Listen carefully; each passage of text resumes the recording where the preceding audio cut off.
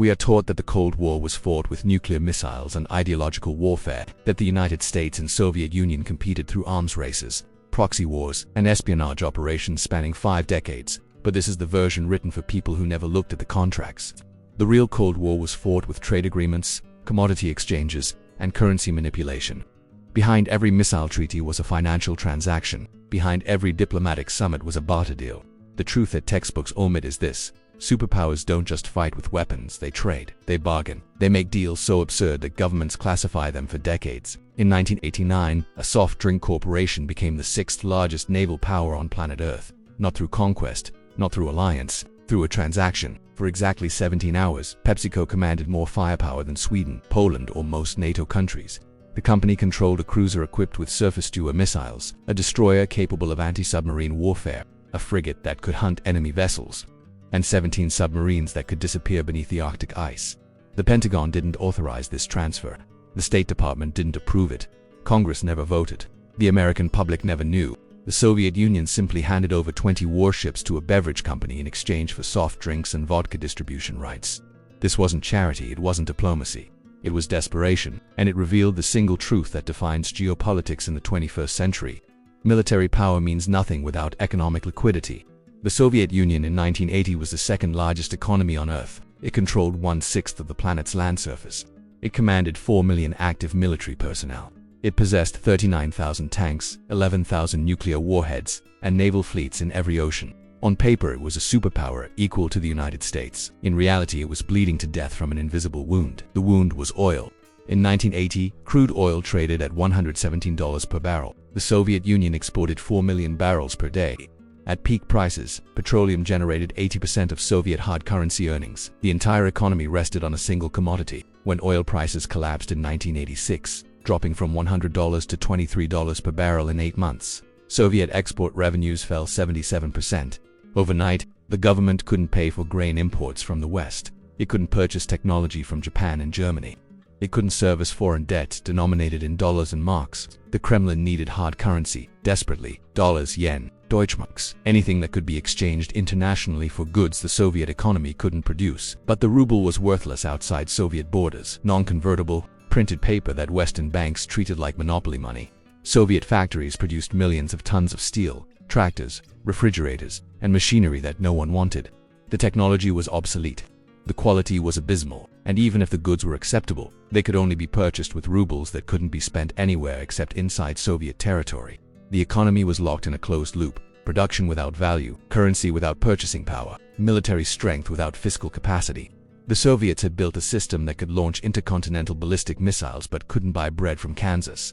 And then there was the other crisis: the American cultural invasion. Pepsi-Cola had operated in the Soviet Union since 1972, part of Richard Nixon's détente strategy. The agreement was simple: Pepsi would sell soda to Soviet consumers. The Soviet government would pay not in rubles but in Stolichnaya vodka, which Pepsi would import to America and sell for dollars. It was brilliant. Pepsi bypassed the non-convertible ruble entirely. The company received a commodity, vodka, that had real market value in the West. Soviet consumers got American products. The Kremlin got foreign investment and prestige. For 17 years, it worked flawlessly. Pepsi built bottling plants in Moscow, Leningrad, Kiev, and Tashkent. The company imported syrup concentrate from the United States, produced cola domestically, and distributed it across 15 Soviet republics. By 1989, Pepsi had become ubiquitous in Soviet life. Children drank it. Adults toasted with it. The brand represented everything American: wealth, freedom, consumer choice. McDonald's opened its first location in Moscow in 1990, serving 30,000 customers on opening day. Pizza Hut arrived. Coca-Cola negotiated entry. Western corporations flooded into Soviet territory, all using the same barter model: trade goods for vodka, sell vodka for dollars, reinvest dollars into Soviet expansion. But by late 1988, the vodka pipeline was failing. The Soviet Union couldn't produce enough Stolichnaya to pay Pepsi's accumulated debts. Alcohol production quotas collapsed. Quality control disintegrated. Distribution networks broke down. Pepsi was owed 3 billion rubles. In dollars, that figure was meaningless. The official exchange rate was 1 ruble to $1.6. But that was fiction. On black markets, $1 bought 10 rubles or more. The company held paper claims to phantom wealth that couldn't be converted, extracted, or realized. Pepsi faced a binary choice: walk away from the Soviet market entirely, write off 17 years of investment, and abandon the fastest-growing soft drink territory outside North America, or accept payment in something other than vodka. The Kremlin made an offer. Ships. Donald Kendall was not a diplomat. He was not a strategist. He was a salesman who understood leverage. He became CEO of PepsiCo in 1963 at 42 years old. He had worked his way up from syrup salesman to national accounts manager to president in 11 years. Speed mattered to Kendall. Results mattered. Ideology didn't. In 1959, while still a vice president, Kendall pulled off one of the greatest publicity stunts in corporate history. He convinced Soviet Premier Nikita Khrushchev to taste Pepsi at the American National Exhibition in Moscow. The photograph went global. The leader of international communism holding a cup of American capitalism smiling. That single image unlocked the Soviet market for Pepsi 13 years before Coca-Cola could touch Soviet soil. Coca-Cola had dominated global markets for a century. But in the USSR, Pepsi was king because Kendall didn't care about politics. He cared about distribution networks. By 1972, Kendall negotiated the official Pepsi-Soviet trade agreement. He flew to Moscow, met with Leonid Brezhnev personally, signed contracts that bypassed every standard currency exchange mechanism. Pepsi would deliver cola concentrate. The Soviets would deliver vodka. No rubles, no dollars, pure commodity swap. Wall Street analysts called it insane. The State Department called it risky.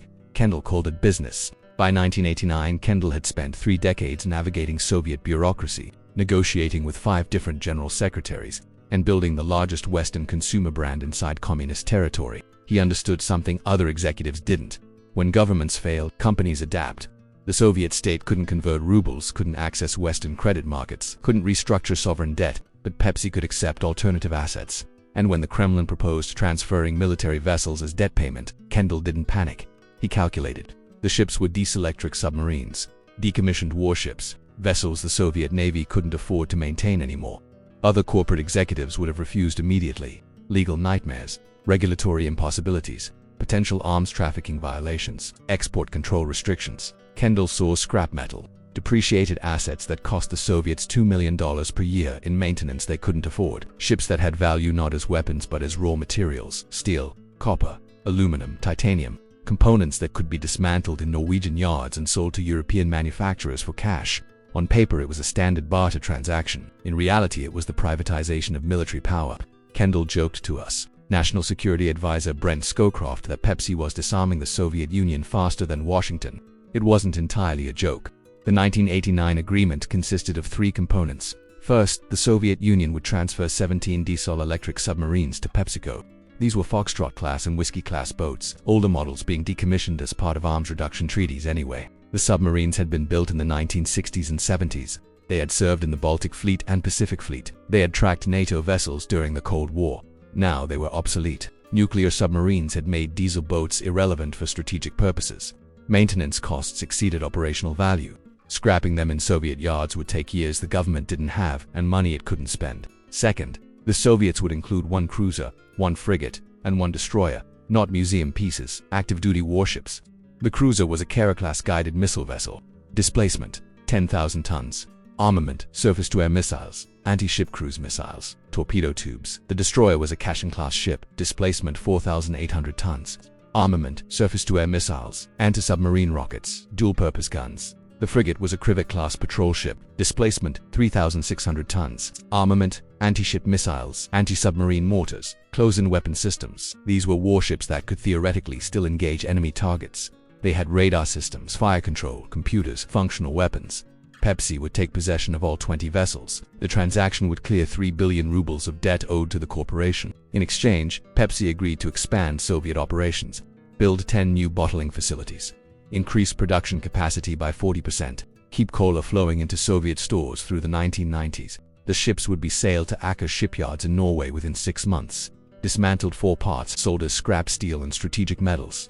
That was the agreement. On April 17, 1989, the official transfer occurred at a Soviet naval facility in the Baltic. Representatives from PepsiCo, wearing business suits, accepted ceremonial keys to vessels displacing 42,000 tons collectively.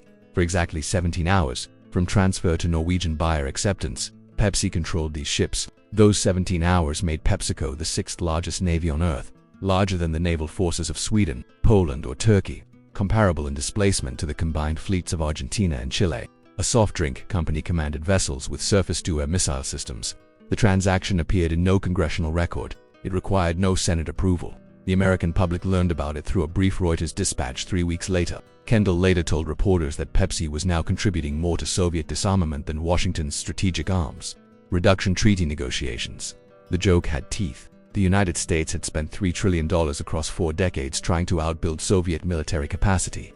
Pepsi dismantled part of that capacity for the cost of cola syrup and bottling equipment. Imagine you are the Soviet Ministry of Finance in April 1989. You owe PepsiCo 3 billion rubles. Your currency has no value outside your borders. You cannot print dollars. You cannot borrow from the International Monetary Fund. You cannot access Western capital markets. Default means Pepsi withdraws from Soviet territory.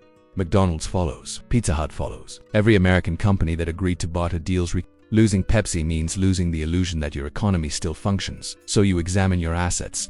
What can be liquidated that holds international value? Not rubles. Not bonds backed by rubles. Not factories producing goods no one wants. Ships.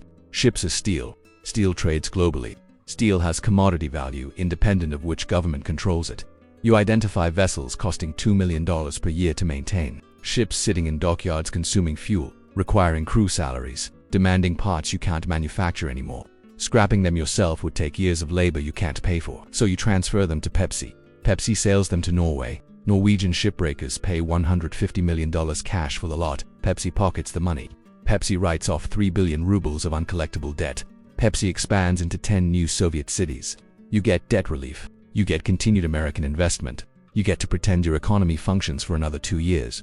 Pepsi gets metal. Pepsi gets market access. Pepsi gets the most absurd corporate story in history. Both sides win. But look at what the transaction reveals. A superpower with 11 time zones and 6,000 nuclear warheads cannot pay for soft drinks. The Soviet Union can launch satellites but cannot produce currency. They can build intercontinental ballistic missiles but cannot convert rubles to dollars. Military power is performance. Economic liquidity is survival. The mechanism worked because both parties understood the same reality. Currency is fiction. Commodities are truth. The ruble was paper-backed by a government losing legitimacy daily. Steel was steel. It had weight. It had buyers. It had value. Pepsi wasn't buying ships. Pepsi was buying proof that the Soviet system was collapsing. 3 years before the red flag came down over the Kremlin, the evidence was floating in the Baltic Sea wearing Pepsi paperwork. Western corporations watched Pepsi's navy and drew conclusions. In 1990, PepsiCo attempted a second barter. The Soviets offered vodka again, plus industrial equipment, machine tools, power generators, manufacturing machinery. Pepsi examined the offer and refused. The vodka was inconsistent. The equipment was obsolete. The maintenance costs would exceed resale value. Coca-Cola, locked out of Soviet markets for 60 years, saw an opening. They offered cash, hard currency, dollars wired directly to Soviet accounts. No barter, no commodities, pure liquidity. In 1991, Coca-Cola signed agreements to build bottling plants across former Soviet republics. They paid in dollars. They demanded ruble revenues only for local operations. By 1992, Coca-Cola surpassed Pepsi in former Soviet market share. The lesson was brutal. Barter works once, cash works indefinitely. Companies that brought dollars survived the Soviet collapse. Companies that brought creativity didn't. In 1998, Russia defaulted on its sovereign debt. The ruble collapsed from 6 to the dollar to 28 to the dollar in 8 weeks. PepsiCo lost $460 million in frozen assets overnight. The ships were long gone. The rubles were ashes. The market dominance evaporated. Coca-Cola, which had entered Russia with dollar investments and maintained currency hedges, weathered the crisis. Pepsi learned what the Soviet Union proved. You can trade anything once, but without convertible currency you die slowly. No amount of warships can save you. Today, Western corporations face the same calculation with China. Apple holds over $70 billion in yuan-denominated revenues it cannot easily repatriate. Tesla builds gigafactories in Shanghai accepting yuan income. Starbucks operates more than 6,000 stores across mainland China, accumulating currency restricted by capital controls. The yuan, like the ruble in 1989, is non-convertible for capital account transactions. China allows trade payments in yuan, but investment repatriation requires government approval. Moving large sums out of China triggers regulatory scrutiny, delay, and often denial. So Western companies face the Pepsi question. Accept yuan that can't leave China or demand assets that can. In 2023, Volkswagen accepted equity stakes in Chinese electric battery factories instead of cash dividend payments. The company now owns production facilities it cannot sell without Beijing approval. Siemens took infrastructure maintenance contracts instead of yuan repatriation. The company operates high-speed rail systems for fees paid in restricted currency. General Motors holds billions in yuan trapped in joint ventures with state-owned partners. This is the Pepsi deal at scale. China is the new Soviet Union. The Yuan is the new ruble. Corporate expansion into non-convertible currency zones is the new vodka barter. And the moment dollar inflows reverse, the same question will arise. What assets will Beijing offer when companies want to leave? Factories, ports, railway lines. The Chinese government already allows foreign companies to accept infrastructure stakes instead of cash dividends. It's called debt-to-equity swaps. It's the Pepsi deal with better branding. In 2023, Volkswagen accepted electric battery factories instead of profit repatriation. Siemens took railway maintenance contracts instead of cash payments. They are trading present dollars for future promises denominated in a currency that might not hold value. The mechanism is identical, the scale is larger, the ships are different, but the desperation is the same. When a government cannot convert its currency, it starts trading sovereignty. First intellectual property, then infrastructure stakes, then physical assets. Eventually the nation itself, the Soviet Navy that NATO feared for 40 years, was sold to PepsiCo for scrap value. Not because the ships stopped working, not because the missiles failed, because the ruble was worthless, and cash is the only weapon that matters. The Pepsi deal was not an anomaly, it was a preview. It demonstrated that military power without monetary liquidity is theater, impressive visually, useless practically. The Soviet Union could destroy the world but couldn't pay for carbonated beverages. For 50 years, economists pretended this couldn't happen, that geopolitics operated separately from balance sheets, that nuclear arsenals granted immunity from bankruptcy. 1989 proved otherwise. The deal that gave Pepsi a navy for 17 hours revealed the collapse 3 years before the red flag came down. Today, every Western corporation operating in China, Russia, Iran, or any nation with capital controls is making the Pepsi bet that they can extract value before the currency dies, that they can convert assets before the system collapses, that they won't be the last investor holding paper when the regime falls. Pepsi got out. Barely. The question is whether Apple, Tesla, Volkswagen, and 100 other companies will. The ships have different names now. The vodka is gone, but the transaction is already happening. Chinese factory stakes instead of yuan repatriation. Russian resource contracts instead of ruble conversion.